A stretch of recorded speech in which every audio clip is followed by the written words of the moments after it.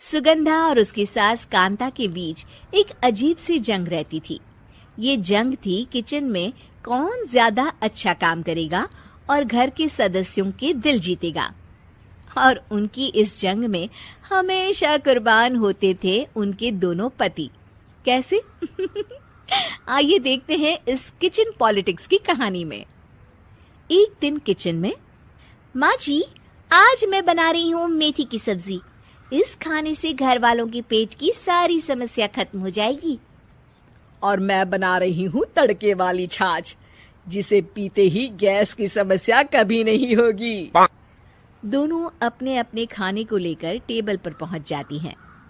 तभी सुगंधा के ससुर उसकी बनाई सब्जी की तारीफ कर देते हैं। अरे वाह, मेथी की सब्जी भी बनी है, बड़ी ही स्वादिष्ट है। वाह बहू वाह। अरे बहू, लेकिन इसमें इतनी सारी मेथी बर्बाद करने की क्या जरूरत थी?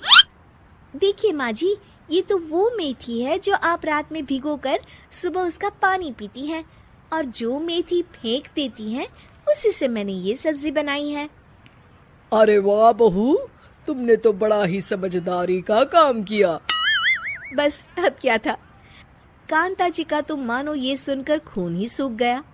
वो फैसला कर लेती है कि किसी भी तरह वो अपने खाने की तारीफ लेकर ही रहेगी और सुगंधा को किचन में उसकी कमियां गिनाएगी।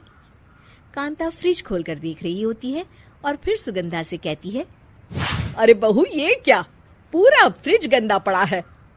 तभी वहाँ सुगंधा का पति आ जाता है। वो सुगंधा को डांट कर कहता है, सुगंधा, तुम्हें कितनी बार कह रखा है कि वायरस फैल रहा है, साफ सफाई का पूरा ख्याल रखना है, लेकिन तुम किचन में इतनी गंदगी रखोगी तो कैसे चलेगा। सुगंधा सास की तरफ देखती है जहाँ वो मुस्कुरा रही होती है। सुगंधा समझ जाती है कि सास ने उससे बदला लेने के लिए ये सब किया है। दोनों रात के खाने की तैयारी में लग जाती हैं।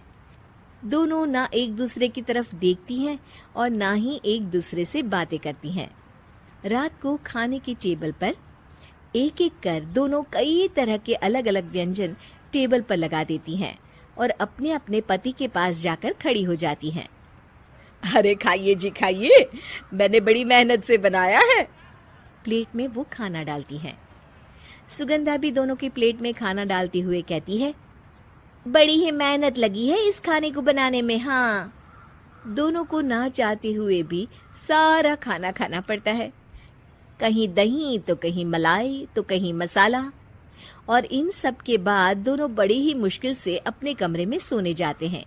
लेकिन अगली सुबह सुगंधा का पति चिल्ला रहा होता है, हाय रे, हाय मेरा तो पेट खराब हो गया, हाय माँ बहुत दर्द हो रहा है। तो वहीं कांता के कमरे से भी कुछ ऐसी ही आवाज आने लगती है। हे भगवान, इस सास बहू की लड़ाई हमारी जान लेकर रहेगी। जाओ कोई डॉक्टर को बुला कर लाओ। डॉक्टर आते हैं। दोनों को देखकर कांता और सुगंधा से कहती हैं, देखिए, आप दोनों इन्हें खाने में हल्का ही दीजिएगा। हो सके तो रात का खाना जल्दी खाया करे और वॉक किया करे।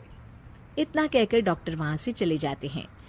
जिसके बाद एक बार फिर से दोनों बहुएं किचन में जाती हैं और खाना बनाने में लग जाती हैं। रात में खाने के टेबल पर दोनों एक बार फिर से खाना लगाने लगती है। पापा जी, मैंने ये पतली मूंग की दाल की खिचड़ी के साथ ये पापड़ और पुदीने की चटनी भी बनाई है। अरे बहू, अभी अभी बेचारे पेट की बीमारी से गुजरे हैं, इतना भारी खाना तो डॉक्टर ने भी मना किया है ना। देखिए, मैंने आप दोनों के लिए सूप बनाया है। और दोनों उन लोगों की प्लेट में खाना डालने लगती हैं। तभी दोनों एक साथ बोल पड़ते हैं, बस करो, हमें माफ करो, हमें नहीं खाना इस घर में, ना खिचड़ी और ना ही सूप। हम इंसान हैं, एक वक्त में एक ही खाना खा सकते हैं।